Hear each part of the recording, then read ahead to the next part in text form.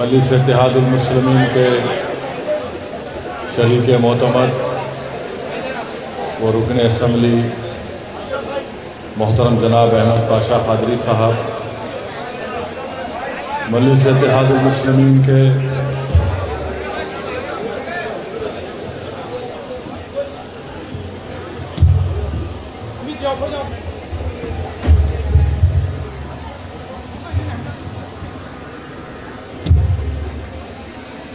मजलिस इत्तेहादुल मुस्लिमीन के अरकान असम्बली,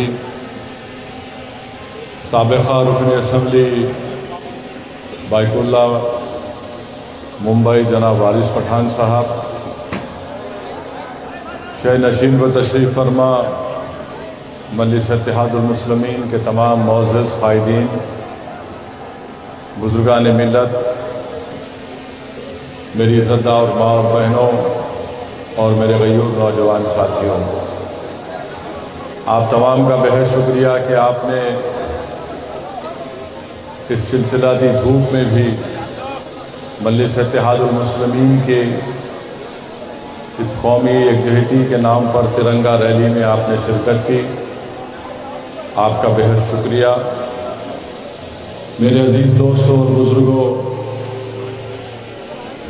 तारीख़ को हम कभी नहीं भूल सकते, ना कभी भुलाना चाहिए। तारीख़ से ही हमको ये मालूम होता है कि माजी में क्या हुआ था, और मुस्तक़बिल में हमको ये देखना है कि हम माजी की गलतियों को मुस्तक़बिल में आने वाले वक्त में ना दोहराएं। मजलिस इत्तेहादुल मुस्लिमीन ने जब पिछले साल इस बात का ऐलान किया कि हम 17 सितंबर के दिन इसको नेशनल इंटीग्रेशन डे के तौर पर मनाएंगे, जिसको उर्दू में कौमी यकजहती का नाम दिया जाता है, कौमी यकजहती कहा जाता है, तो उसके बाद बहुत से लोग जो परसेंटेज वाइज बहुत कम हैं, उन्होंने मजलिस इत्तेहादुल मुस्लिमीन के इस फैसले पर सवालात उठाए। बाज़ ने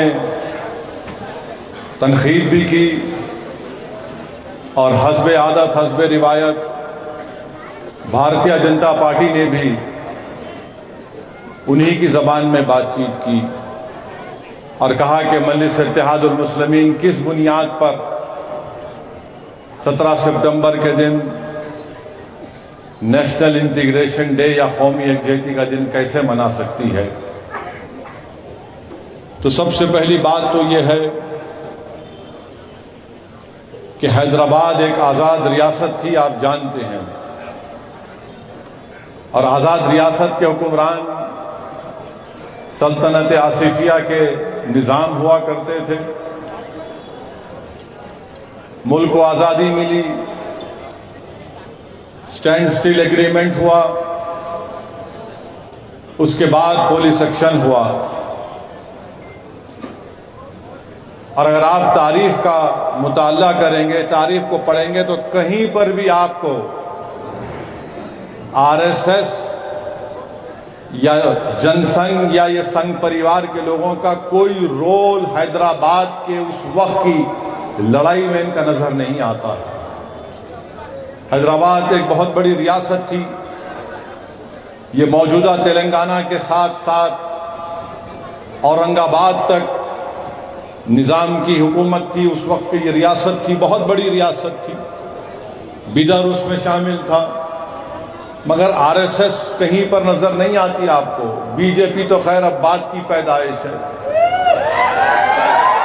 ना आरएसएस का कोई उसमें कंट्रीब्यूशन रहा है, तो आरएसएस को कोई हक हासिल नहीं है, ना मौजूदा बीजेपी को यह हासिल है कि वो मजलिस इत्तेहादुल मुस्लिमीन के इस फैसले पर कुछ बोल सके। अब रहा सवाल उन लोगों का जो मजलिस के फैसले के बारे में लिखते हैं, बोलते हैं। मैं इनसे भी ये कहना चाहूँगा कि अगर मैं निज़ाम के वक्त पैदा होता तो मैं घुटन की ज़िंदगी महसूस करता, इसलिए कि फ्यूडल सिस्टम था, एक बादशाह था, और बादशाह के सामने आप खुलकर अपनी बात नहीं कर सकते थे। आईन नहीं था, संविधान नहीं था, कॉन्स्टिट्यूशन नहीं था। मुल्क आजाद हुआ, आईन बना, और फिर उस आईन ने हमको इस बात का हक दिया कि हम अपने पसंद की बात कर सकें। अब ये बीजेपी ये कहती है कि ओवैसी को ले जाकर मिलाते हैं निजाम से और रजाकार से। मैं बीजेपी के लोगों से पूछना चाहता हूं कि सन 57 की जंग आजादी से पहले मक्का मस्जिद में मौलवी अलाउद्दीन रहमतुल्लाह अलैह ने मक्का मस्जिद में जुमे का खुतबा दिया, जुमे की नमाज पढ़ाई, और अंग्रेज और निजाम की हुकूमत के खिलाफ मौजूदा मक्का मस्जिद से मौजूदा सुल्तान बाजार के पास जो वुमेन्स डिग्री कॉलेज है, मौलवी अलाउद्दीन ने तमाम मुसल्लियों को लेकर और मुसलमानों से कहा कि अंग्रेज और निजाम के खिलाफ मैं ऐलान जिहाद और बगावत का ऐलान करता हूं। मकसद क्या था मौलवी अलाउद्दीन का? कि इस मुल्क को आजाद किया जाए निजाम की हुकूमत से और अंग्रेजों से। तो उस वक्त भी भारत का, हिंदुस्तान का तस्वुर मौलवी अलाउद्दीन के दिलो दिमाग में था, हमारे बुजुर्गों के दिलो दिमाग में था। वो इस मुल्क को आजाद देखना चाहते थे, और नतीजा क्या निकला कि मौलवी अलाउद्दीन को अंग्रेजों ने गिरफ्तार किया। तुर्रेबाज खान बचकर निकल गए, तो मौलवी अलाउद्दीन को गिरफ्तार करके काला पानी में सबसे पहले, अगर पूरे उस वक्त के भारत में अगर किसी को काला पानी में सबसे पहला कोई अगर गिरफ्तार करके किसी को लेकर गए तो उसका नाम मौलवी अलाउद्दीन था। और मौलवी अलाउद्दीन रहमतुल्लाह अलैह का ताल्लुक हैदराबाद से था, मक्का मस्जिद के इमाम थे। क्या उस वक्त बीजेपी थी? क्या उस वक्त आरएसएस थी? क्या उस वक्त ये संघ परिवार के लोग थे? नहीं थे। हमारे बुजुर्गों ने अंग्रेजों के खिलाफ और फ्यूडल सिस्टम के खिलाफ एक आवाज उठाई थी। तुर्रेबाज खां को बाद में सालार जंग पुलिस के साथ तूपरान के पास गिरफ्तार करते हैं, और तुर्रेबाज खां को गोली मारकर उसी जगह पर सुल्तान बाजार के चौरस्ते पर 8-10 दिन तुर्रेबाज खां की लाश को लटका कर रख दिया गया था। तुर्रेबाज खान ने अपनी कुर्बानी क्यों दी? इसलिए दी कि वो भारत को अंग्रेजों की गुलामी से आजाद देखना चाहते थे। तो ये इनका जवाब। अब दूसरे लोग जो बार बार मजलिस पर सवाल करते हैं, मैं उनसे पूछना चाहता हूं, क्या तुमको भारत का आईन पसंद है या तुमको फ्यूडल सिस्टम पसंद था? मुझे भारत का आईन पसंद है और रहेगा। इसलिए मजलिस इत्तेहादुल मुस्लिमीन पर तनकीद करना, मजलिस इत्तेहादुल मुस्लिमीन के ताल्लुक से सवालात उठाना, और फिर यह बोलना निजाम, अरे भाई निजाम की हुकूमत में हिंदू भी मिनिस्टर थे, जमींदार थे, दुर्राज थे, कौन थे ये लोग फिर? मगर अजीज दोस्तों और बुजुर्गों, हैदराबाद का इंटीग्रेशन आसानी से और बगैर खूनरेजी से हो सकता था, मगर गलती किसकी थी? उस वक्त के हुक्मरानों की गलती थी। उस वक्त के हुक्मरानों की गलती की वजह से रियासत हैदराबाद में जो पुलिस एक्शन हुआ, मैं नहीं, काजी अब्दुल गफ्फार और पंडित सुंदर लाल की रिपोर्ट है। पंडित सुंदर लाल गांधीयन थे। काजी अब्दुल गफ्फार उस वक्त की जो भी मंजलिस थी उस वक्त उसके कट्टर खिलाफ थे। यूनुस सलीम साहब थे। इन तीनों ने जाकर मौलाना अबुल कलाम आजाद से कहा कि रियासत हैदराबाद में पुलिस एक्शन के नाम पर खून की होली खेली गई है। मौलाना अबुल कलाम आजाद ने नेहरू को कहा, नेहरू ने पंडित काजी अब्दुल गफ्फार और पंडित सुंदर लाल को हैदराबाद रियासत में रवाना किया, और उस वक्त रियासत हैदराबाद में कोई बाहर का आदमी दाखिल नहीं हो सकता था। काजी अब्दुल गफ्फार और पंडित सुंदरलाल ने, मिलिट्री में था ये पूरा इलाका, मिलिट्री की हिरासत में था, रियासत हैदराबाद के कोने कोने का उन्होंने दौरा किया।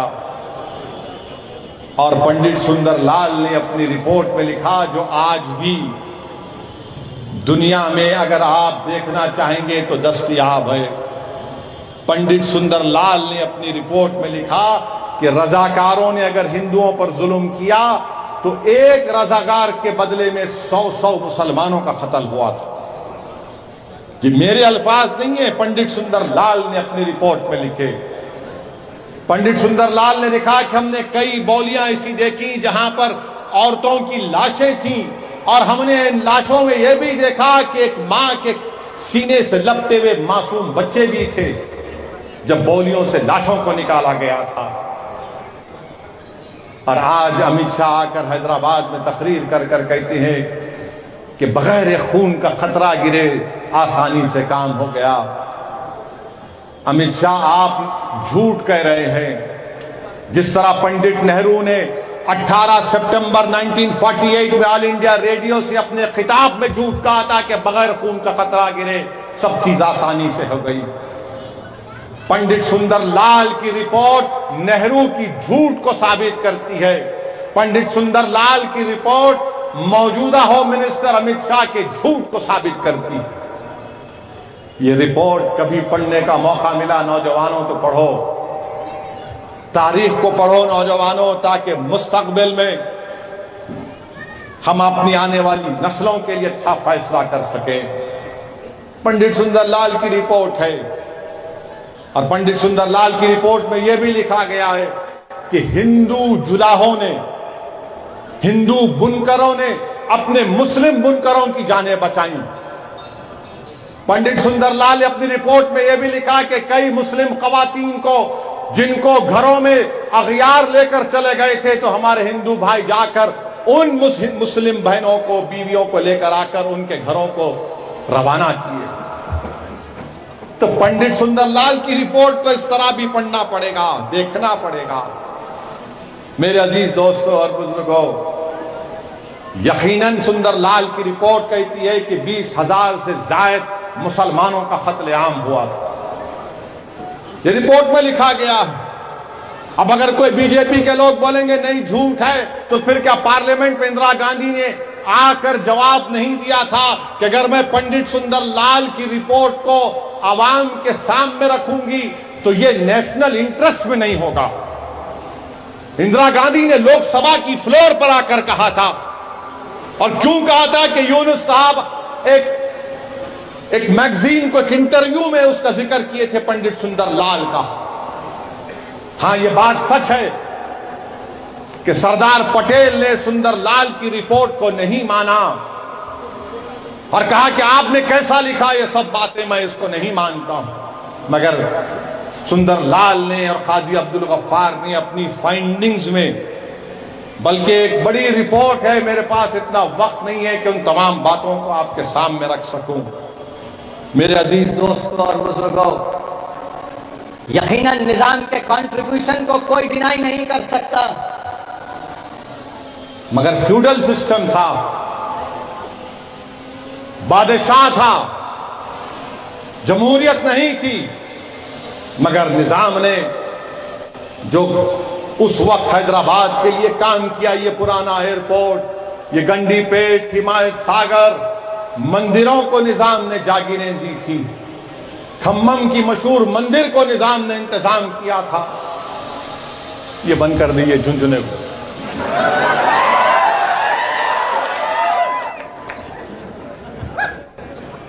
आर्ट्स कॉलेज निजाम ने बनाया,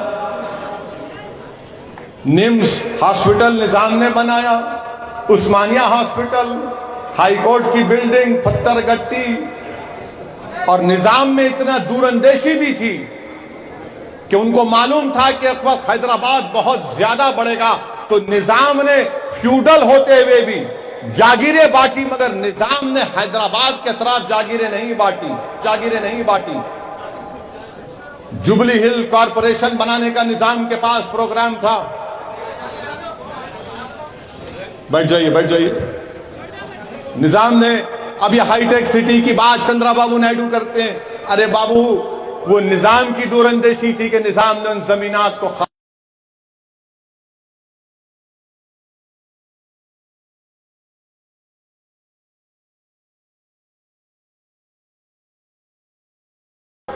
मेरी पसंद नापसंद का सवाल अलग बात है, मगर जो सच्चाई है तो उसको बयान करना पड़ेगा। अब जो लोग मजलिस के फैसलों पर तनकीद करते हैं, मैं तो सिर्फ उनसे इतना ही कहूंगा, और जो हमको इल्जाम लगाते ये रजाकार है, बीजेपी बोलती है ओवैसी रजाकारों से इसका ताल्लुक है, वो कांग्रेस का चेपीदी बोलता है इन्हों निजाम है। अने इन्हों हम निजाम, हम रजाकार, और आप क्या है, दूध के धुले हुए हैं। तेलंगाना में बीजेपी की बंडी में पंचर पड़ चुका है, बंडी में पंचर हो गया, तो अब इन्हों परेशान नहीं हो। असदुद्दीन ओवैसी को बोलो, मजलिस को बोलो, मैं चैलेंज करके आज पूछ रहा हूं, मेरी जमात का नाम कुल-हिंद मजलिस इत्तेहादुल मुस्लिमीन है, बताओ उस वक्त की जमात का नाम क्या था, बताओ क्या नाम था, बताओ, तुम बता सकते हो उस वक्त क्या नाम था? नहीं बताओगे। मजलिस इत्तेहादुल मुस्लिमीन नाम रखा अब्दुल वाहिद ओवैसी ने, नाम कुछ लंबा चौड़ा नाम था, लंबा चौड़ा नाम था, ये नाम नहीं था। अरे जो रजाकार हमको बुलाते रे बाबू, जो रजाकार थे वो पाकिस्तान चले गए, जो वफादार थे वो तुम्हारे सामने सीना तान कर अपने हक की लड़ाई लड़ रहे हैं। जो रजाकार थे वो भाग गए, जो वफादार है वो ठहरे हुए हैं। तुम मॉब लिंचिंग कर रहे हो, मर रहे हो, मगर जमीन नहीं छोड़ रहे हैं। जो वफादार थे ठहरे हुए हैं, तुम उनको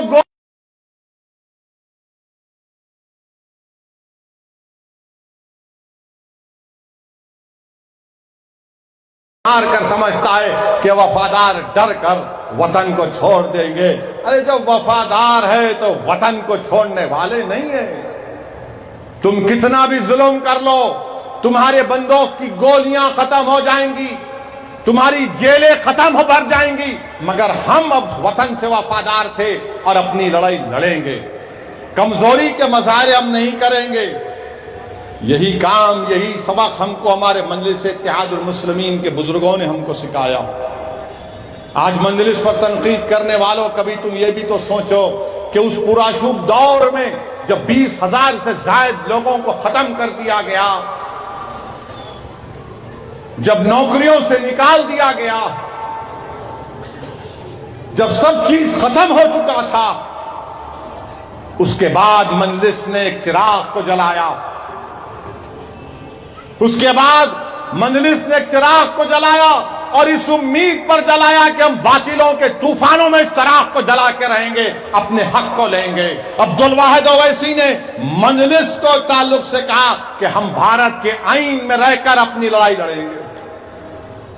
उस वक्त भी मजलिस को तकालीफ दी गई थी। अब्दुल वाहिद ओवैसी को 11 महीने की जेल की सजाएं काटना पड़ा, मगर अब्दुल वाहिद ओवैसी और मजलिस के जिम्मेदारों के हौसले पस्त नहीं हुए। अब्दुल वाहिद ओवैसी के घर के बैंक के अकाउंट्स को बंद कर दिया गया। अब्दुल वाहिद ओवैसी की औलाद को तकालीफ का सामना करना पड़ा। अब्दुल वाहिद ओवैसी की औलाद को तालीम को भी तर्क करना पड़ा, मगर अब्दुल वाहिद ओवैसी ने मजलिस इत्तेहादुल मुस्लिमीन की जिम्मेदारी को उठाया था। अब्दुल वाहिद ओवैसी ने अपने रुफ़क़ाओं के साथ मजलिस के पैगाम को लेकर आगे बढ़ा। अरे जालिमों जो मजलिस पर तनकीद करते हैं, क्या तुम इस बात को भी नहीं मानते कि मजलिस ने लोगों के दरमियान में भारत के आईन के एतमाद को मजबूत किया? मजलिस ने अपनी सियासी सफर के जरिए कमजोरों, मजलूमों, दलितों, मुसलमानों को कहा कि आओ अपनी लीडरशिप बनाओ। क्या इससे देश मजबूत नहीं होगा? यह और बात है कि तुम दलित और मुसलमानों की सियासी लीडरशिप को बर्दाश्त नहीं करते, मगर यह काम मजलिस इत्तेहादुल मुस्लिमीन ने किया। मेरे अजीज दोस्तों और बुजुर्गों, आज मजलिस पर तनकीदें बहुत की जाती हैं। ऑपरेशन पोलो मुश्किल था, तकलीफ दे था, और जैसा कि आज अमित शाह ने कहा वो गलत था। और अमित शाह को तारीख नहीं मालूम, सरदार पटेल और नेहरू ने कहा था कि हैदराबाद का भारत में इंटीग्रेशन एक पॉलिटिकल इंटीग्रेशन है। यह सरदार पटेल और नेहरू ने कहा था, यह पॉलिटिकल इंटीग्रेशन है। हैदराबाद के ताल्लुक से नेहरू ने कहा था कि it is a microcosm of India. ये नेहरू ने कहा था हैदराबाद के बारे में। अब अमित शाह आके क्या हमको हैदराबाद की तारीख बताएंगे? वो है सभी छे, इन्हों भी झूठ बोलते, उन्हों भी झूठ बोलते। एक बोलता निजाम, एक बोलता रजाकार, तारीख नहीं मालूम, जवाब देना नहीं आता, तो इसलिए पुकार के कुछ तो भी बोल देना।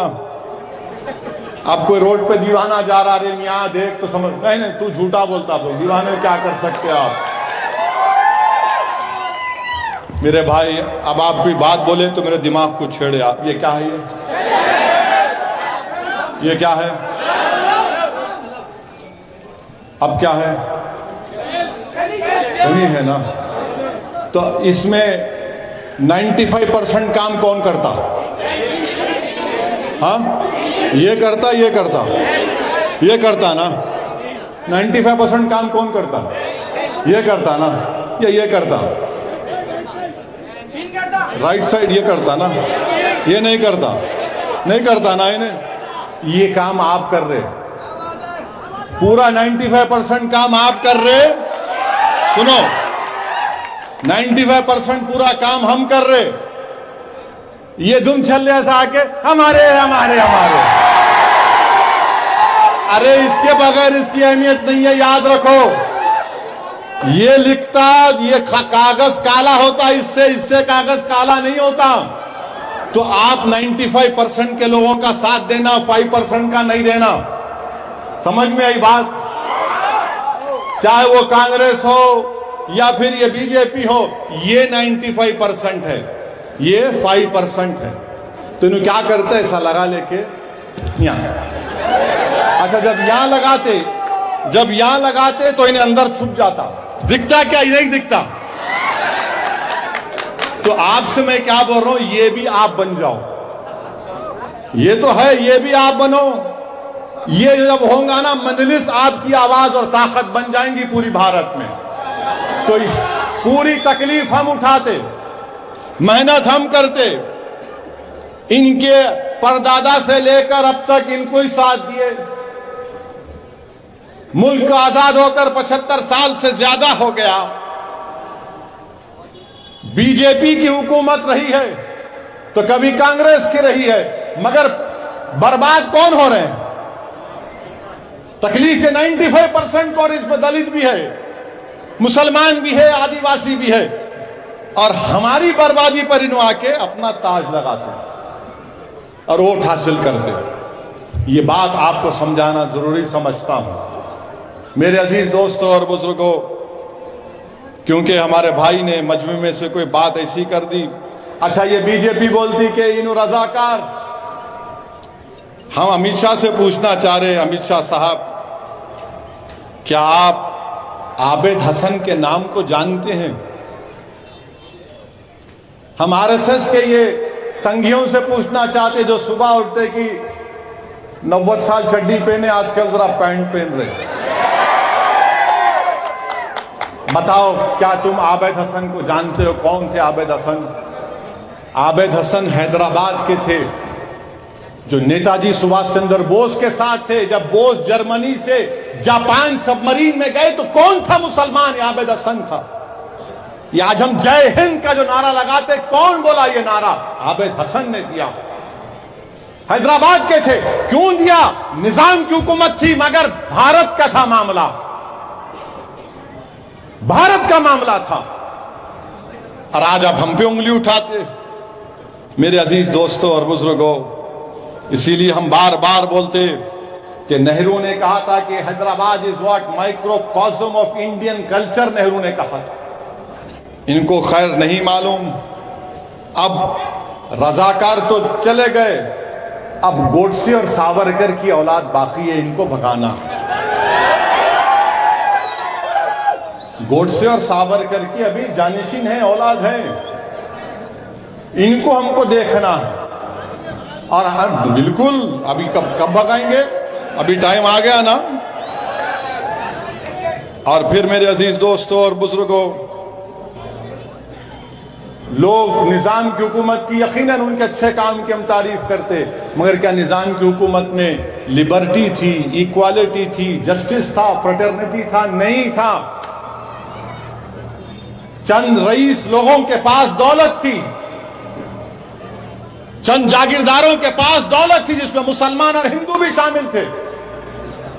मगर जितना गरीब हिंदू था उतना गरीब मुसलमान भी था, जो बीजेपी नहीं बताना चाहती। उस वक्त भी कई मुसलमान थे जो निजाम के खिलाफ थे, मगर बीजेपी और ये तमाम लोग ये बताना चाहते कि हर मुसलमान निजाम का चाहने वाला था। मेरे अजीज दोस्तों और बुजुर्गों, जो लोग असदुद्दीन ओवैसी को आज निजाम बोलते, रजाकार बोलते, आप जो चाहे बोल लो मुझे, मगर क्या मैं भारत का नागरिक नहीं हूं? क्या आप भारत के सिटीजन नहीं हैं? क्या आपके अब्बा भारत के सिटीजन नहीं थे? क्या आपके दादा नहीं थे? क्या आपके परदादा नहीं थे? क्या परदादा के परदादा नहीं थे? अरे बाबू, आदम अलैहिस्सलाम यहां पर आए तो हमारा हुआ। अब्बा आदम अलैहिस्सलाम जन्नत से पैर कदम डाले तो हिंद में डाले। अब इन आके बोलते नहीं तुम्हारा नहीं है, मेरा नहीं है। अरे बाबू, बात ऊपर तक चले गई बहुत। तुम्हारे कने रिकॉर्ड नहीं है, मेरे कने रिकॉर्ड है, हम कहां से आए? और फिर ये अजीज दोस्तों और बुजुर्गों, ये हमको इल्जाम लगाना, हम इन तमाम को एक ही बात कहना चाहेंगे कि हमारा खुदा हमारा हुक्मरान है, हमारा अल्लाह हमारा मालिक है, हमारा अल्लाह हमारा रूलर है, और हम अल्लाह की रजा के लिए काम करते हैं। तुम्हारे ये दुनिया के हुक्मरानों के डर और खौफ से, ये जुल्म के डर से हम झुकने वाले नहीं हैं। जब पुलिस सेक्शन में 20,000 लोगों का कत्लेआम हुआ, जब बौलियों में माओ ने अपने कमसिन बच्चों को लेकर अपनी इज्जत बचाने के लिए अपनी जानों को गंवा दिया, हम उनके वारिस हैं जिन्होंने खौफ को अपने करीब आने नहीं दिया। वो हमारी नजर में आज भी वो जिंदा हैं और कल भी रहेंगे। मेरे अजीज दोस्तों और बुजुर्गों, ये तारीख को आपको पढ़ना पड़ेगा। काश ये नौजवान अपना वक्त निकालकर थोड़ा सा किताब को खोलकर अगर ये पढ़ लेते तो उनको अंदाजा होता कि पुलिस सेक्शन क्या था, तारीख क्या थी, और मुस्तकबिल में हमको इस तमाम चीज़ों को देखकर अपने फैसले करना पड़ेगा। और हमारे पीछे हम देख रहे हैं हरियाणा नूह में 450 घर को, बिल्डिंगों को, मेडिकल शॉप को बीजेपी ने तोड़ दिया, बगैर नोटिस दिए, बगैर ड्यू प्रोसेस को फॉलो करे। और देश के वजीर आजम कहते हैं सबका साथ, सबका विकास, सबका विश्वास। नूह में लोग हजारों की तादाद में बेघर हो चुके हैं। अगर आप उनकी मदद नहीं कर सकते तो कम से कम उनके लिए दुआ तो कर सकते हैं आप। आज चिलचिलाती धूप में आप खड़े हैं, पिछले 1-1.5 घंटे से आप तकलीफ महसूस कर रहे हैं, मगर अपने दिलों पर जोर डालकर सोचो कि अगर तुम्हारे सरों से तुम्हारा घर लूट लिया जाता, तुम्हारे सर से तुम्हारे घर का छत छीन लिया जाए, और तुम पिछले 2 महीने से इस आसमान के नीचे अपनी औलाद के साथ, अपने बुजुर्गों के साथ बेघर हो चुके हैं, तो क्या गुजरती आपके ऊपर? उस नूह के लोगों के बारे में सोचो जो हरियाणा में उनको बेघर कर दिया गया। थोड़ी देर के लिए अपने कलेजों पर जोर डालो। जो ये कांग्रेस और बीजेपी मजलिस को रजाकार और निजाम कहती है, ट्रेन में जब उस वर्दीपोश दहशतगर्द आतंकवादी ने नाम पूछकर चेहरे पर दाढ़ी देखकर गोलियां चला रहा था, मैं उस मंजर को देखा, बार बार देखता हूं तो यकीन नहीं आता कि मैं क्या देख रहा हूं। जब वो नाम पूछकर गोली मार रहा था तो कोई एक मर्द का बच्चा नहीं उठा, 10-12 लोग उठकर उसको कुछ बोलते, उसके पास से हथियार छीन लेते। सब इत्मीनान से बैठे हुए हैं। क्यों बैठे हुए हैं? क्योंकि मेरे चेहरे पे दाढ़ी नहीं है। ये फिरका परस्ती है, ये फिरका परस्ती है कि इनको मालूम कि ये दाढ़ी वाले को, टोपी पहनने वाले को मारेगा। अगर आज मुझे रजाकार और निजाम कहते हैं, क्यों कहते हैं? क्योंकि मेरे चेहरे पर दाढ़ी है, मेरे सर पर टोपी है और मैं मजलूमों की लड़ाई लड़ता हूं। तो इसीलिए इल्जाम लगा दो या मौका मिला तो गोली मार दो इन लोगों को।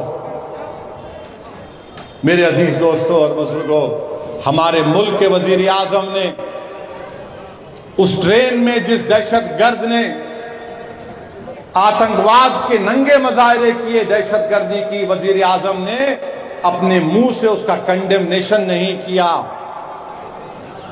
और जब वही शख्स आपके कहां बाजार घाट के रहने वाला, ए बैटरी लाइन के रहने वाले थे, अकबरुद्दीन ओवैसी ने तेलंगाना के असेंबली में इसको मसले को उठाया। एक्स ग्रेशिया कितना 5 एक्स ग्रेशिया, एक्स ग्रेशिया दिलाया गया। मंजलिस ने अपनी तरफ से उनको एक्स ग्रेशिया दिया। उस बेवा को गवर्नमेंट ने नौकरी दी मंजलिस की नुमाइंदगी पर, और फिर मंजलिस की नुमाइंदगी पर चंद्रशेखर राव चीफ मिनिस्टर ने 2 BHK का घर उनको दिलाया। आप हमको गाली देते हैं ना, राजस्थान में आपकी हुकूमत है, दिलाना था। बिहार में आपकी हुकूमत है, दिलाना था। वो मरने वाले बिहार के भी थे, राजस्थान में भी थे। नहीं, वहां कुछ नहीं करेंगे। मजलिस क्या करे रे? मजलिस ने किया ना प्यारे, तुम भी कर लेते कुछ बिहार में। तुम्हारे नीतीश को बोलते, तुम्हारे वो गहलोत को बोलते कि कुछ करो, नहीं करेंगे। और फिरका परस्त मैं हूं, निजाम मैं हूं, रजाकार मैं हूं। अरे मैं इनका मेरा ताल्लुक नहीं है, मगर यकीनन तुम गोडसे और सावरकर के जानशीन हो। अगर तुम में गांधी से मोहब्बत होती, इक्वालिटी के से तुमको सम्मान होता है, समझ होती, तो तुम ये काम नहीं करते। मेरे अजीज दोस्तों और बुजुर्गों, हमारे वजीर आजम तो मुंह खोलते ही नहीं है। जुनैद नसीर को जिंदा जला दिया गया। हरियाणा में बीजेपी की सरकार है। जुनैद नसीर के घर को राजस्थान में कौन मिलने जाता है?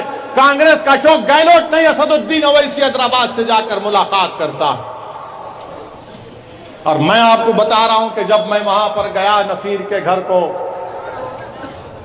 तो मुझे जानकर तकलीफ हुई कि मरने वाले के 5 बच्चे थे और मरने वाले के ऊपर उसके बड़ा भाई जो नींद पागल है, उसके 6 बच्चों की भी जिम्मेदारी थी।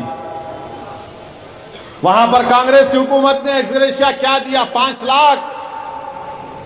कन्हैया लाल का कत्ल, वो टेलर था कन्हैया लाल, उसको दहशतगर्दों ने उसको मार दिया। तो बीजेपी, वहां कांग्रेस की हुकूमत ने 50 लाख दिए कन्हैया लाल की फैमिली को। अच्छा किया। वही 50 लाख जुनैद नसीर को भी देते। आप नहीं कर सकते आप। मगर मैं निजाम हूं, मैं रजाकार हूं, क्योंकि सर पे टोपी है, नाम मुसलमान है। मेरे अजीज दोस्तों और बुजुर्गों, ये मजलिस इत्तेहादुल मुस्लिमीन का सियासी सफर का कंट्रीब्यूशन रहा कि आज 200 से ज्यादा तेलंगाना में स्कूल हैं। टिमरिस के करीब 70-80 हजार के करीब बच्चे और बच्चियां तालीम के जेवर से आरास्ता हो रही हैं। नीट क्वालिफाई करके गवर्नमेंट मेडिकल कॉलेज में हमारे बच्चियां और बच्चे एडमिशन ले रहे हैं। चंद्रायन गुट्टा के टेमरिस के स्कूल में हमारा एक बच्चा हिंदू भाई का बेटा वो क्वालिफाई हुआ। मैंने उसको भी बुलाया और मुसलमानों को भी बुला कर कहा कि ये लो मजलिस तुमको 1-1 लाख रुपए देती है, अपनी तालीम को जारी रखो। आप भी करना था ना। नहीं, मजलिस को गाली देंगे, बीजेपी भी मजलिस को गाली, कांग्रेस भी मजलिस को गाली। इन दोनों के लिए मजलिस तकलीफ का बाइस बनी हुई है। मेरे अजीज दोस्तों और बुजुर्गों, मजलिस इत्तेहादुल मुस्लिमीन को हमारे बुजुर्गों ने अपने खून पसीनों से सींचा।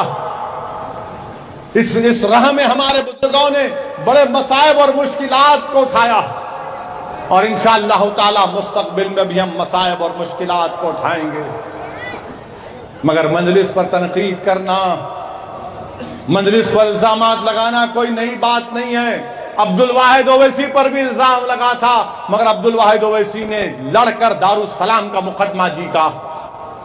दारुस्सलाम आज आपका है, मेरा नहीं है। दारुस्सलाम सुबह क़यामत तक अवाम का रहेगा।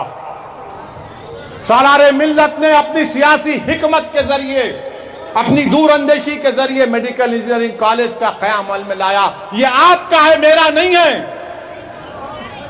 ये आपकी अमानत है, यह आपके इत्तेहाद की निशानी है, यह आपकी ताकत की निशानी है, यह आपकी बेबाकी की निशानी है, जिससे ये तमाम लोग नफरत करते हैं कि कौन है वो लोग जो इस तरह का काम करते आ रहे हैं और कौम को और गरीबों को, दलितों को मजबूत कर रहे हैं। इसीलिए मजलिस से दुश्मनी है, इसीलिए मजलिस पर इल्जामात लगाते हैं। अब यकीनन इलेक्शन आ रहा है तो बड़े बड़े लोग आ रहे हैं, बड़े बड़े इनके लीडर नेता आ रहे हैं, और जो कोई भी आ रहा है बोल रहा नहीं हम।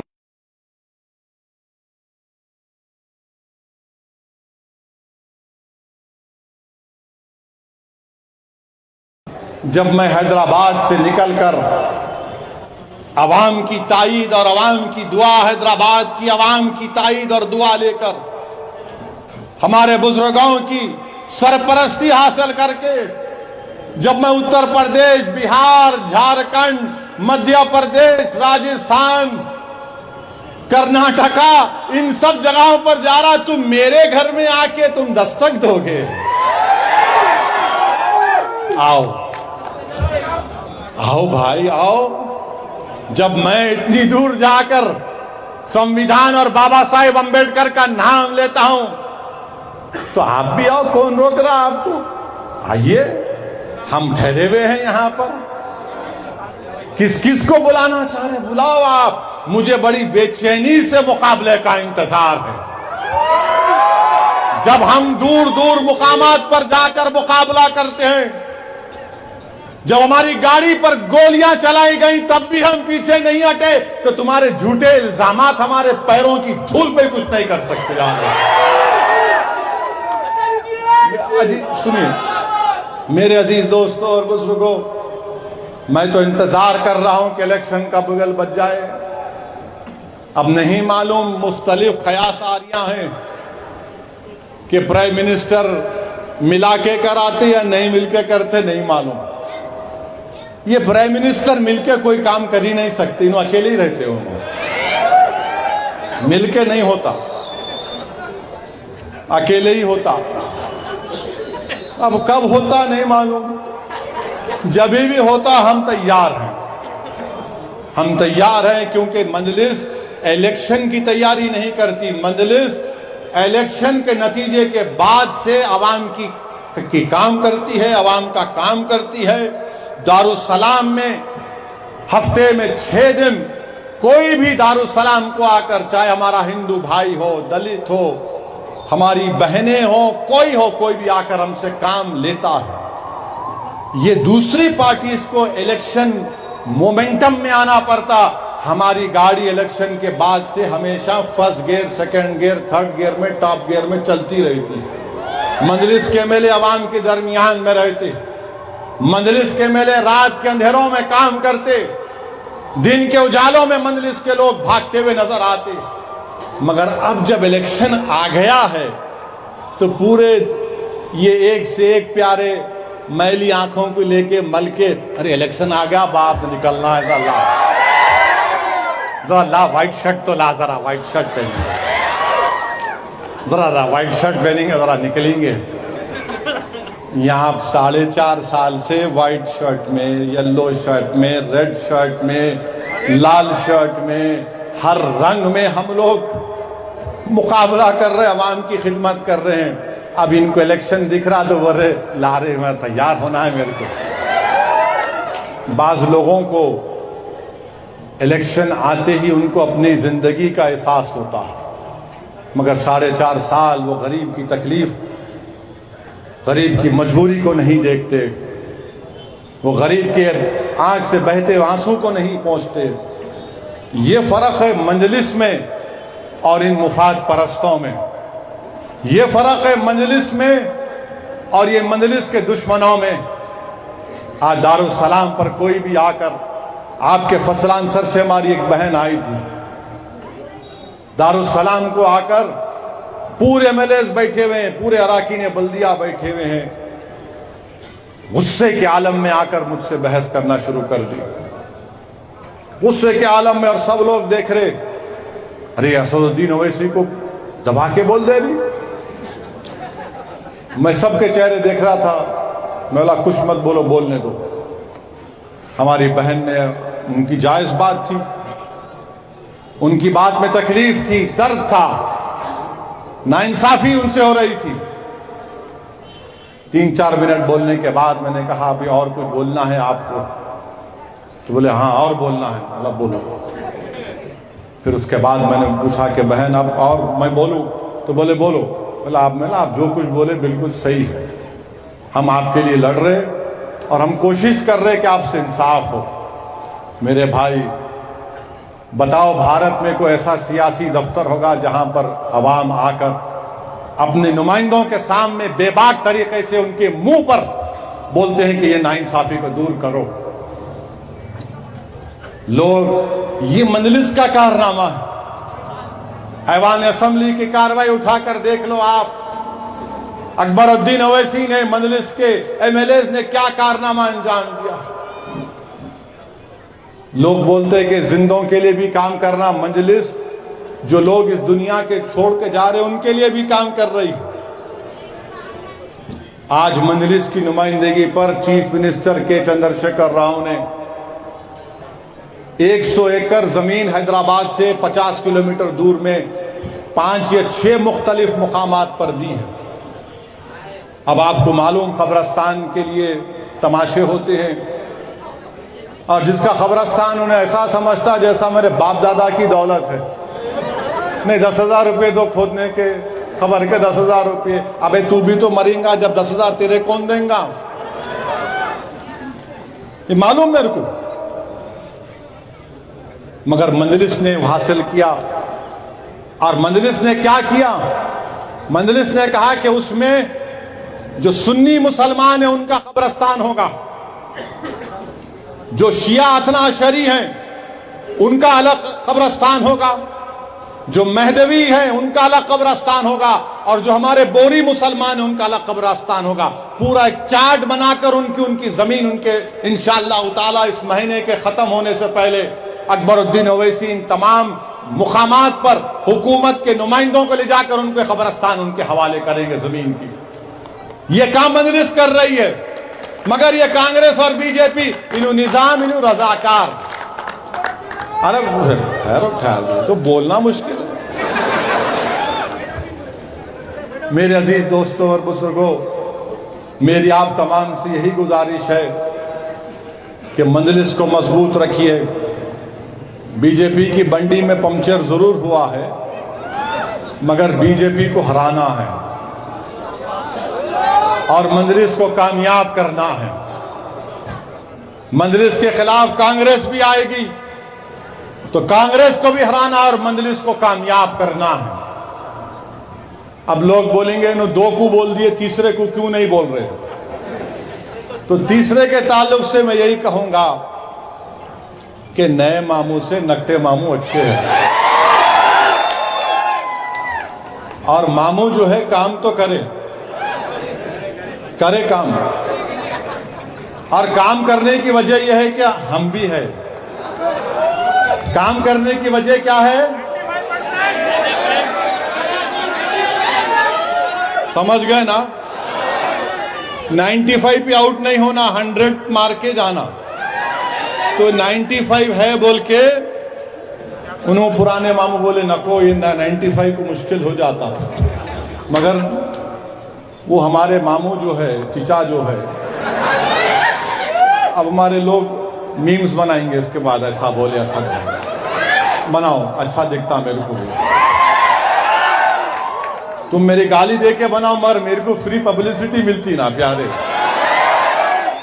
मेरे को मालूम कि बगैर मेरे को गाली दिए तुम्हारा नाम नहीं होता, और हमारे खिलाफ डालना जरूरी है। अच्छा, फिर आजकल एक नाम निहाद जर्नलिस्ट हो गए। जर्नलिस्ट जो है ना, एक कैमरा लेके, क्या है भाई आप? मैं जर्नलिस्ट हूं। अच्छा, क्या कर रहे हैं आप? मैं एक आ गया हूं। अच्छा, वेरी गुड। उन्होंने क्या करते? मजलिस को गाली देते, फिर असदुद्दीन ओवैसी ऐसा बोले। मजलिस को गाली देते, फिर अकबरुद्दीन ओवैसी ऐसा बोले। अरे प्यारे अहमक, मजलिस को गाली दिखाना, तारीफ क्यों दिखा रहा तू? तुम तारीफ इसलिए दिखा रहे कि तुम्हारा पेट नहीं पलता बगैर तारीफ दिखाए। ये पूरे के पूरे चंदाखोर हैं, जो चंदा लेकर धोखा देते हैं। और मैं इन चंदा लेने वालों से इतना कहूंगा कि लो, तुम्हारा पेट पल रहा है, पालो, मगर खबरदार, अगर तुम पुराने शहर की खवातीन को बदनाम करोगे, तुम अगर हमारी माँ और बहनों को बदनाम करोगे तुम्हारे नाम निहाद सर्वों की बुनियाद पर, तो तुम्हारा सर्वे होगा इंशाअल्लाह, याद रखो। फिर मैं जानता हूं तुम्हारा सर्वे कैसा करना, मैं जानता हूं तुम्हारा सर्वे कैसा करना। अरे तुम अपना पेट पालने के लिए हमारी पुराने शहर की माँ और बहनों को बदनाम करते हो, शर्म आनी चाहिए तुम लोगों को। अरे मंजलिस को बदनाम करो, लिखो मंजलिस के खिलाफ, मगर खबरदार हमारे माँ और बहनों के घरों पर नहीं जाना, चाहे हमारी बहन हिंदू हो या मुसलमान हो या दलित हो। तुम अपनी पेट को पालने के लिए हमारी खवातीन को बदनाम करते हो। अफसोसनाक बात, इतनी ज्यादा बेशर्मी हो गई इन लोगों को, ये इस हद तक पहुंच चुके हैं। बहरहाल मेरे अजीज दोस्तों और बुजुर्गों, मैं चिचा की बात कर रहा था, तो बिजली बराबर आ रही, लाइट बराबर आ रही ना, पानी भी है ना, फसाद तो नहीं हुआ, हिंदू मुस्लिम तो नहीं हुआ। एक दीवाना कोशिश करा, दुबई को गया ना, दुबई को, दूसरी जगहों पर नहीं जाते दुबई को, हम ही भी जाते दुबई को। तो ऐसे बहुत से चीजें हैं। तो मेरी आपसे गुजारिश है कि आप मुत्तहिदा तौर पर, जहां पर मजलिस के उम्मीदवार रहेंगे, आप मजलिस इत्तेहादुल मुस्लिमीन को कामयाब करिए। और जहां अभी फैसला नहीं हुआ, यहां बैठने वाले एमएलए को भी नहीं मालूम कि उनको टिकट मिलेगा या नहीं मिलेगा, समझे ना आप? अब इसके बाद जाहिर है सब परेशान होंगे, ये क्या बोल के जा रहे हैं लोग। मेरे को भी नहीं मालूम कि मैं एमपी का इलेक्शन लड़ूंगा या नहीं लड़ूंगा, ये तो अल्लाह फैसला करने वाला। अल्लाह सुब्हानहू व तआला से आपसे मेरी गुजारिश है कि आप दुआ करो कि अल्लाह मुझसे और मेरे साथ जो जमात के राकीन हैं, जिनसे मैं मशवरा करता हूं, अल्लाह हमको अच्छा फैसला लेने की तौफीक अता फरमाए। आसान काम नहीं है, बहुत मुश्किल काम होता है। अगर ईमानदारी से देखा जाए तो सब हकदार हैं, मगर फैसला लेना है। और दूसरा फैसला ही नहीं हुआ कि मंजलिस कहां से लड़ेगी। अभी सबको बेचैनी है, कहां से लड़ रहे, कहां से लड़ रहे, कहां से लड़ रहे। भाई साहब, जहां से लड़ेंगे लड़ेंगे, दिल खोल के लड़ेंगे, बेबाक होके लड़ेंगे, घर को जला के लड़ेंगे और कामयाब करेंगे इंशाअल्लाह ताला हमारा उम्मीदवार। तो मेरे अजीज दोस्तों और बुजुर्गों, इतना ही गुजारिश थी आपसे कि आप मुत्तहिद रहिए, शहर के अमन को बरकरार रखिए। हमारे हिंदू भाइयों का गणेश त्योहार और ईद मिलादुन नबी सल्लल्लाहु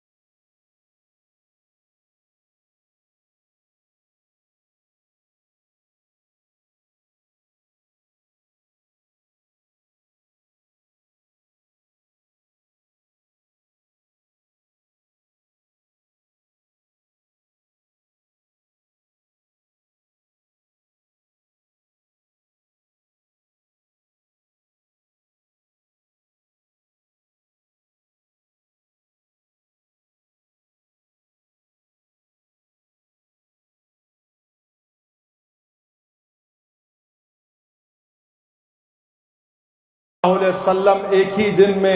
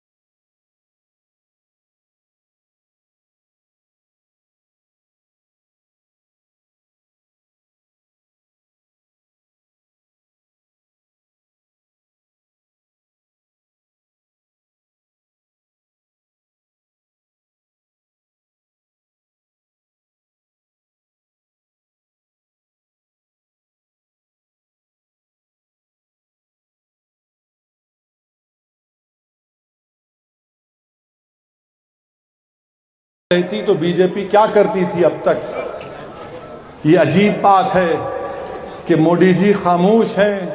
मोदी जी, हम आपसे अपील करते हैं कि सर्जिकल स्ट्राइक करिए ना, या फिर आप जनवरी फरवरी में करेंगे।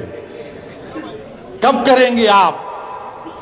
आपकी नाकामी है ये आतंकवादी पाकिस्तान से आकर। बल्कि अभी एक मीडिया के दोस्त ने बताया कि हमारी फौज ने कहा कि पाकिस्तान की फौज इनको डायरेक्शन देती है। तो मेरे अजीज दोस्तों और बुजुर्गों, ये भी एक नाकामी बीजेपी की है। मगर वजीर आजम एक नया बात अब करने वाले हैं, थोड़े दिनों में आप देखेंगे। मगर हमारा काम यह है कि हम अपने हौसलों को बुलंद रखें। रब्बीउल अव्वल का महीना शुरू हो चुका है। अल्लाह के रसूल सल्लल्लाहु अलैहि वसल्लम की आमद इस माह मुबारक में हुई थी। तो मेरी आपसे गुजारिश है कि आप रसूल अल्लाह सल्लल्लाहु अलैहि वसल्लम की सुन्नत पर अपनी ज़िंदगियों को गुजारें।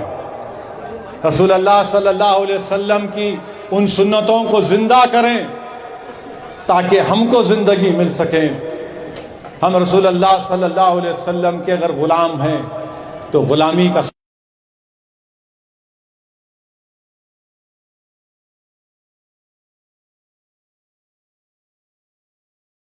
तो मस्जिदों को आबाद रखना चाहिए। अगर हम रसूल अल्लाह सल्लल्लाहु अलैहि वसल्लम से पक्की मोहब्बत करते हैं तो अपनी बीवियों पर जुल्म नहीं करना।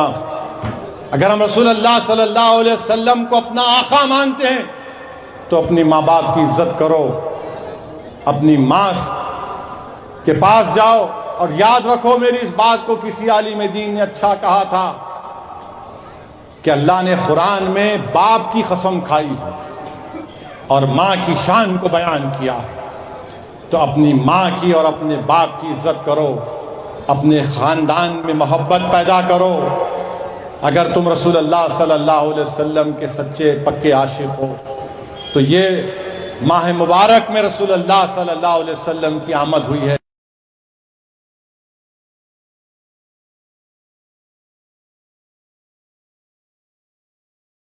अल्हम्दुलिल्लाह रब्बिल आलमीन।